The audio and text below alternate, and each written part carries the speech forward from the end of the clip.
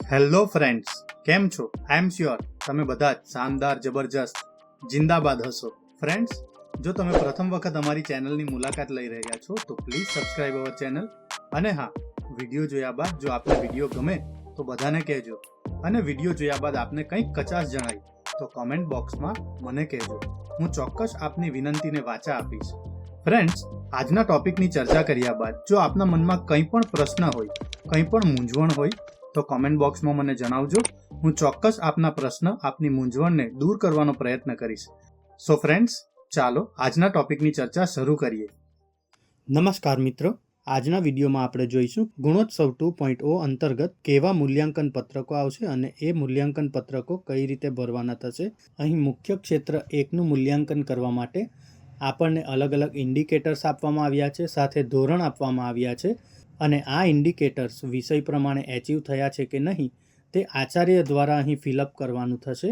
અહીં માપદંડ 1.1.1 એટલે કે સામયિક કસોટીની ઉત્તરપોથીઓની ચકાસણી જોઈએ તો એનું પહેલું ઇન્ડિકેટર છે સામયિક કસોટીઓ ચકાસવામાં આવેલ છે. ત્યારબાદ સામયિક કસોટી ચકાસતી વખતે વિદ્યાર્થીઓની ભૂલનો નિર્દેશ કરેલ છે. ત્યારબાદ જ્યાં ગુણ કપાયા છે તેનો સ્પષ્ટ નિર્દેશ કરેલ છે, તથા તમામ પ્રશ્નોના જવાબો યોગ્ય રીતે ગુણ આપવામાં આવેલ છે કે નહીં. અહીં બી પત્રક જોઈએ તો માપદંડ છે સામયિક કસોટીની આન્સર ઉત્તરપોથીઓમાં વિદ્યાર્થીઓના જવાબો. અહીં પ્રશ્નની સૂચના પ્રમાણે જવાબ લખેલ છે કે નહીં, લખેલ જવાબ અધ્યયન નિષ્પત્તિઓ અનુરૂપ છે, વાક્ય રચના ભૂલ રહિત છે. તો આ ઇન્ડિકેટર્સ દ્વારા આ મૂલ્યાંકન પત્રક ભરવાનું થશે. ત્યારબાદ ઉત્તરપોથીઓમાં શિક્ષકોની ટિપ્પણીઓ એટલે કે શિક્ષકે કેવી ટિપ્પણીઓ અંદર લખી છે તેના માટે ઇન્ડિકેટર્સ છે શિક્ષકના સૂચનો ભૂલો સાથે સંબંધિત છે કે નહીં, શિક્ષકના સૂચનો સમજવામાં સરળ રીતે લખેલ છે કે કેમ, શિક્ષકના સૂચનો તમામ ભૂલને આવરી લે તે રીતે લખેલ છે કે કેમ. તો આ રીતે 3 જેટલા ઇન્ડિકેટર્સ અહીં પત્રક સીમાં ભરવાના થશે. ત્યારબાદ સામયિક કસોટીમાં ઉપચારાત્મક કાર્ય અંતર્ગત ઇન્ડિકેટર્સ જોઈએ તો પહેલું છે ઉપચારાત્મક કાર્ય શિક્ષકના સૂચનોને અનુરૂપ છે કે નહીં, ઉપચારાત્મક કાર્ય તમામ ભૂલોને આવરી લે છે કે નહીં, જે તે અધ્યયન નિષ્પત્તિને અનુરૂપ નિદાન કરવામાં આવેલું છે કે નહીં, ઉપચારાત્મક કાર્ય જે તે અધ્યયન નિષ્પત્તિને અનુરૂપ થયેલ છે કે કેમ. ત્યારબાદ વાલીને જાણ માટેના માપદંડને જોઈએ તો તેનું ઇન્ડિકેટર્સ છે સામયિક કસોટીમાં વાલીઓની સહી લેવામાં આવેલી છે કે નહીં. તો ફ્રેન્ડ્સ, અહીં મુખ્ય ક્ષેત્ર 1 એટલે કે અધ્યયન અધ્યાપન માટે જે આપણી સામયિક કસોટી એટલે કે એકમ કસોટી માટે આપણે આટલા ઇન્ડિકેટર્સને ખાસ ધ્યાનમાં રાખવા જોઈએ. ત્યારબાદ ફ્રેન્ડ્સ, અહીં આપણે બીજું પેટા ક્ષેત્ર જોઈએ તો તે છે સત્રાંત કસોટી, જેમાં અલગ અલગ ઉત્તરપોથીઓની ચકાસણી કરવામાં આવી હશે, જેના માટે આ રીતે ઇન્ડિકેટર્સ ધ્યાનમાં લેવામાં આવશે. સત્રાંત કસોટીની ઉત્તરપોથીઓ ચકાસવામાં આવેલ છે કે કેમ, વિદ્યાર્થીઓને અપાયેલા ગુણ તેમના જવાબોને મળવાપાત્ર ગુણ જેટલા જ જણાય છે કે કેમ, ઉત્તર વહીમાં અપાયેલ કુલ ગુણ અંદરના ભાગે પ્રત્યેક જવાબને આપેલ ગુણને અનુરૂપ છે કે કેમ. ત્યારબાદ ફ્રેન્ડ્સ, પરિણામ પત્રકમાં ગુણોની નોંધ એટલે કે પત્રક સીમાં આપણે જે માર્ક્સ લખીએ છીએ તે માર્ક્સ પ્રોપર લખાયા છે કે નહીં તે ચેક કરવા 2 ઇન્ડિકેટર્સ દર્શાવવામાં આવ્યા છે, જેમાં પહેલું છે વિદ્યાર્થીઓની ઉત્તર વહીના ગુણ અને ફોર્મેટ સીના ગુણ એક સમાન છે કે કેમ. એટલે કે ફ્રેન્ડ્સ, અહીં વિદ્યાર્થીઓની ઉત્તર વહી એટલે કે પુરવણી અને સાથે સાથે પત્રક સીમાં જે માર્ક્સ આપણે લખીએ છીએ તે માર્ક્સ એક સમાન છે કે કેમ તે જોવામાં આવશે. ત્યારબાદ પત્રક સીના ગુણ અને ઓનલાઈન એન્ટ્રી કરેલા માર્ક્સ એક સરખા છે કે કેમ, એટલે કે આપણે જે સ્વિફ્ટ ચેટમાં માર્ક્સ ઓનલાઈન કર્યા હતા આ માર્ક્સ આપણા પત્રક સી પ્રમાણે જ છે કે કેમ તે બી જોવાશે. અને અંતે સત્રાંત કસોટીઓની ઉત્તરપોથીઓ વાલીઓને બતાવવામાં આવી છે કે નહીં તે જોવામાં આવશે, એટલે કે ઉત્તરપોથીઓમાં વાલીઓની સહી છે કે નહીં તે જોવામાં આવશે. તો આ રીતે મુખ્ય ક્ષેત્ર 1 અધ્યયન અને અધ્યાપન, જેમાં સામયિક કસોટી અને સત્રાંત કસોટીનું મૂલ્યાંકન થશે.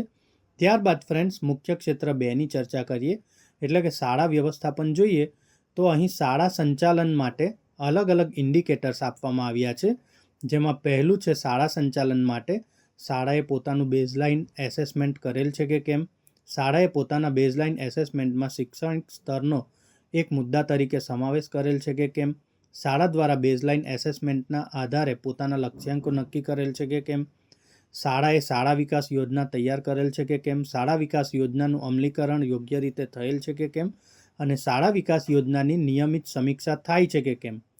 ત્યારબાદ ફ્રેન્ડ શાળા વ્યવસ્થાપન સમિતિ જોઈએ તો તેના માટે ઇન્ડિકેટર્સ છે શાળા દ્વારા સરકારશ્રીના નિયમ અનુસાર એસએમસીની પુનઃરચના થયેલ છે કે કેમ, એસએમસીની બેઠકો યોજાઈ છે કે કેમ, શાળા વિકાસ યોજના બનાવવામાં એસએમસી શાળાને મદદરૂપ થાય છે કે કેમ, શાળાની સમસ્યાઓ નિવારવા માટે એસએમસી દ્વારા યોગ્ય પગલાં લેવાય છે કે કેમ, શાળાની શૈક્ષણિક ગુણવત્તા અભિવૃદ્ધિમાં એસએમસી ઉપયોગી બને છે કે કેમ, અને ત્રીજું જોઈએ તો શાળાએ સમયપત્રકમાં રાજ્ય કક્ષાએથી સૂચિત મોડેલ સમયપત્રક અનુસાર વિષયોની તાસ ફાળવણી કરેલ છે કે કેમ, શાળામાં નિયમાનુસાર બનાવેલ સમયપત્રકને અનુસરવામાં આવે છે કે કેમ, દરેક વર્ગમાં સમયપત્રક લગાવેલ છે કે કેમ.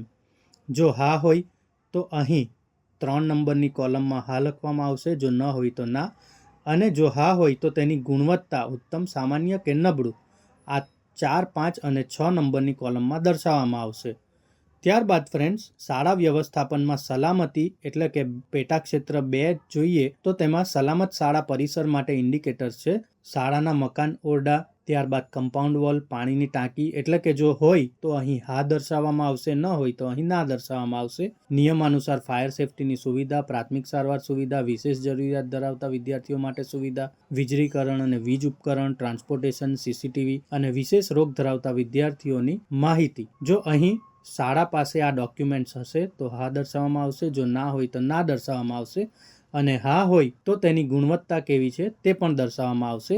ત્યારબાદ પેટાક્ષેત્ર સલામતી માટે આપત્તિ વ્યવસ્થાપન અંતર્ગત અલગ અલગ ઇન્ડિકેટર્સ જોઈએ તો શાળામાં આપત્તિ વ્યવસ્થાપન માટેનો પ્લાન છે કે કેમ, વિદ્યાર્થીઓને શાળાના વ્યવસ્થાપનના પ્લાનની જાણકારી છે કે કેમ, શાળાના આચાર્ય શિક્ષકો આપત્તિ વ્યવસ્થાપન માટે તાલીમ લીધી છે કે કેમ, આપત્તિ વ્યવસ્થાપન સંદર્ભે શાળાના વિદ્યાર્થીઓને માર્ગદર્શન મળ્યું છે કે કેમ, શાળામાં આપત્તિ સમયે લેવાના પગલાં સંદર્ભે મોક ડ્રીલ કરવામાં આવી છે કે કેમ, રાજ્ય સરકાર દ્વારા વખત આપવામાં આવતી સ્ટાન્ડર્ડ ઓપરેટિંગ પ્રોટોકોલ એટલે કે એસઓપીનું પાલન કરવામાં આવ્યું છે કે કેમ.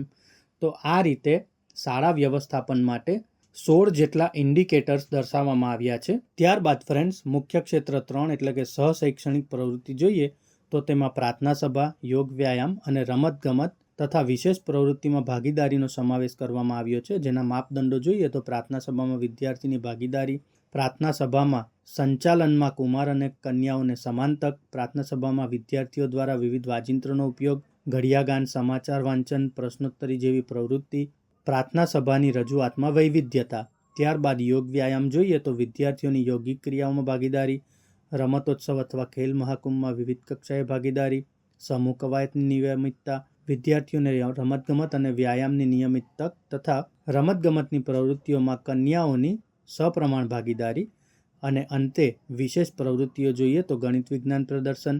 ત્યારબાદ પર્યાવરણ સંવર્ધનની પ્રવૃત્તિઓ, રાષ્ટ્રીય તહેવારની ઉજવણી, શૈક્ષણિક મુલાકાત અને શાળામાં મૂલ્યલક્ષી પ્રવૃત્તિઓનું આયોજન.